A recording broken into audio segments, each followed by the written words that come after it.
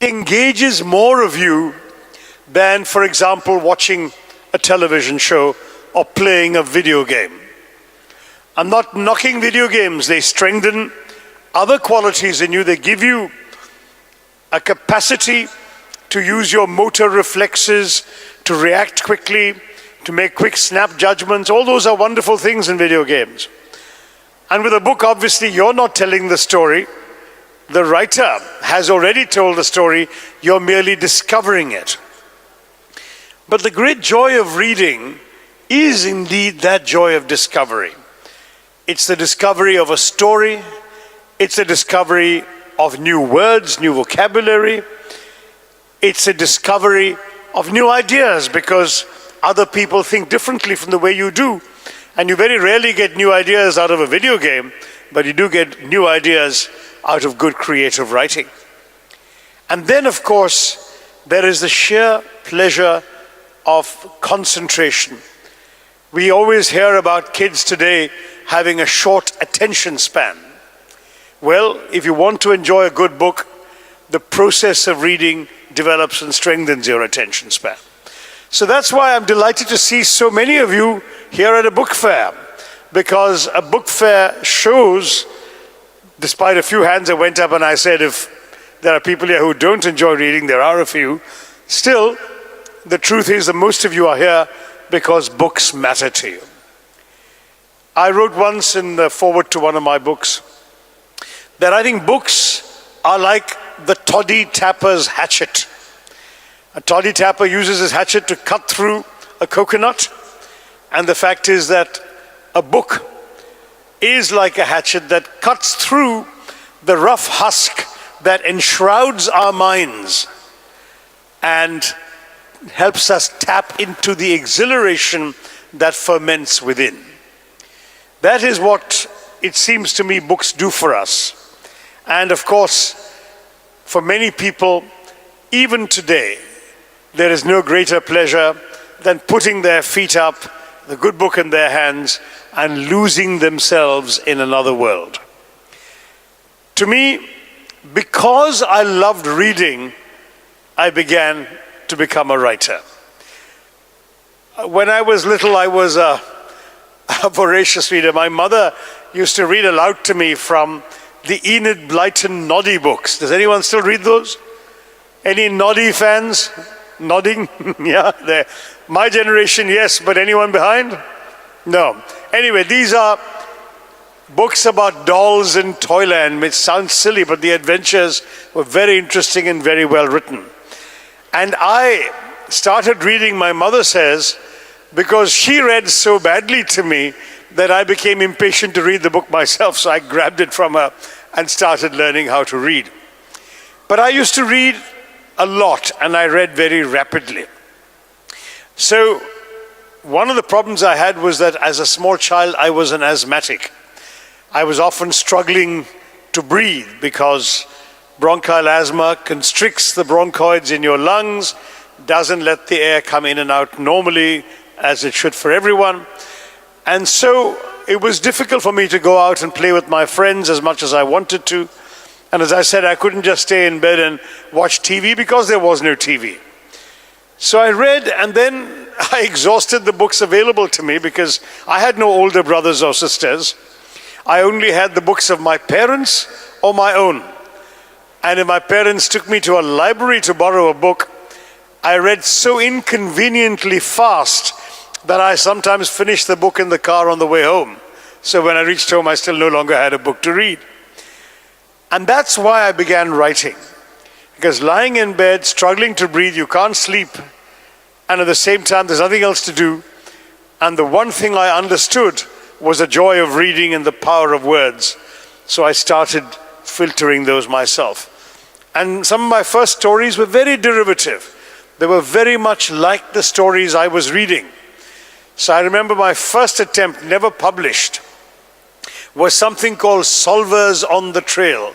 Why? Because Enid Blyton, the inventor of the Noddy books, had a famous series of books for children called The Famous Five and The Five Find-Outers and The Secret Seven. So again, like a little child who only knows that world, I invented the 6 solvers, except they were in India and they were solving mysteries in India. Mysteries, I'm sure, very much borrowed from the kinds of mysteries that Enid Blyton's characters were solving in village England. Now, it's a way of learning how to write, because the actual art of composing a sentence, trying to tell a story, trying to unfold a narrative, is best learned by doing.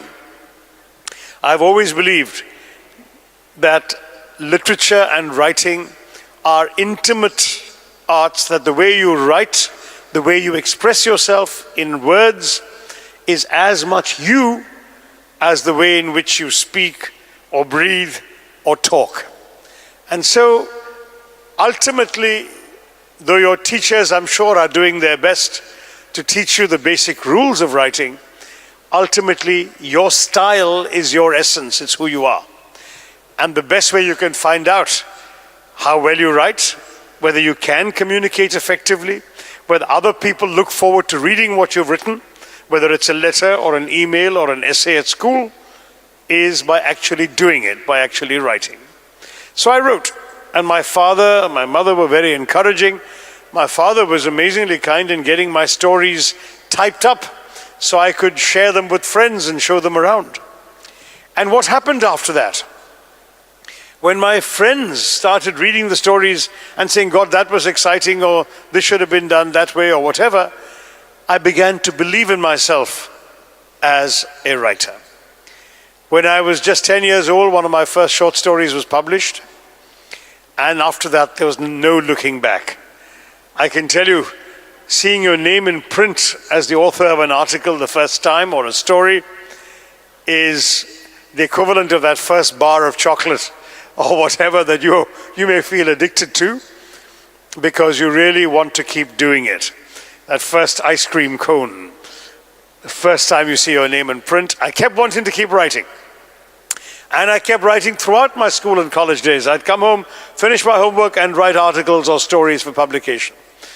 In fact, a lot of my teenage stories written when I was a teenager, but not necessarily about teenagers, have been published in a collection called the $5 Smile and Other Stories, which is a collection of stories that were written, all of them, before I even turned 20. So the stories reflect a writer learning his craft. And I would urge you all to try, those of you who raised your hands when I said anybody wants to be a writer, the best way you can be a writer is to write. But in my view, the only way you can be a good writer is if you're also a good reader. Unless you read, and read widely, you will not have a good sense of what can be done with the written word, what others have done, how others have weaved their thoughts and their imagination into words for you. If you can see that and learn from them, then you are in the best possible place yourself. I didn't want to give you a long lecture because I agreed with the organizers that today my real job was to get you to interact with me by asking questions or making comments from what you've known about me and what they've said and shown you. I'm sure that some of you have things you want to ask me or to say to me, and I'll be very happy to react and have an interaction. Is that okay with all of you? Would you like to do that? Yeah? Okay, so who's going to ask the first question? There are mics going around? Oh, there's a line up there of people coming to ask questions. All right, okay. Hello. So you have to join the line if you want to ask a question. My apologies. Tell me who you are and which class you're studying in and all of that. Good morning, sir. My name is Abhishek Sharma, and I study in GEMS, our own Indian school. I'm in grade 8. My question to you is that as the youth, we all have an idol who has always inspired us.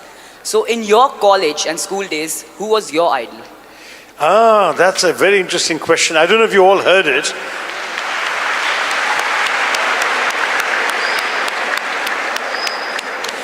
He asked, in my school and college days, who was my idol? And I have to confess, I didn't have just one idol. Maybe because my interests were fairly diverse. I had a number of idols, okay? So obviously one idol had to come from the world of sports, and I had two. In cricket, there was this player called Sunil Gavaskar, who as a young, well, I can't call him a boy, but as a young man of barely 21, he went to the West Indies, which then was the most fearsome test-playing country, with fast bowlers who would, just a few years earlier, had even broken the head of the Indian captain, Nari Contractor, and he had to go through life with a steel plate in his head because his skull was so badly cracked by a West Indies player's bouncer. And whenever India went to the West Indies, they always lost all their matches. And here we had Sunil Gavaskar going there in his first series and scoring centuries, double centuries, making a world record 774 in just 4 matches. And he became a hero to many of us.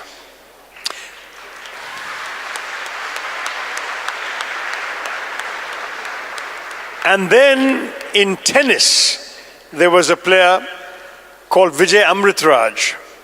And Vijay was a player who, as a teenager, used to thrash everybody through a very bold and attractive style of play. In his heyday, he beat every great player in the world. I'm sorry to say, we've never had a singles player since him who could actually, you could assume he had a chance against the world number 1 or the world number 2.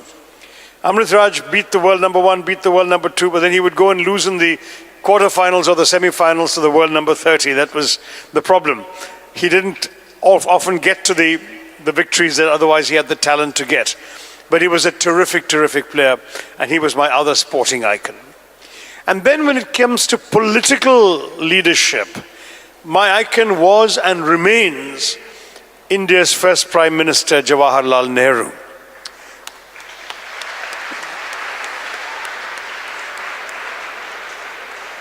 We're celebrating his 125th anniversary, birth anniversary, on the 14th of November, just a few days away. And the thing about Nehru is not that I agreed with everything he stood for. I've written a book called Nehru, the Invention of India, which I've analyzed his legacy and what he's meant to India. And I've argued that there are some things he did that were great and some things he did that were not so great. But the most important thing, in my view, that Nehru did for India was to keep us democratic. We often forget today, because we now take our democracy for granted. We're used to seeing governments changing with elections, whether in Delhi or in the States. But what Nehruji did was to ensure that at a time when many other newly independent countries which had been colonies often veered into dictatorship because the leaders said that that was the only way they could keep their country together and to direct development in the country, Nehru was such a convinced democrat that he insisted on respecting all the democratic conventions. So, for example, Nehru would, at one point before independence, he authored an anonymous attack on himself, saying we shouldn't let Nehru get too many ambitious ideas, we want no Caesars. And later, Nehru, when he became Prime Minister, made sure that he paid respect to the President, the Vice President, the judiciary, the opposition. The opposition was very small in those days. But he would go, he would sit in Parliament, he would listen to their criticisms and attacks, he would respond.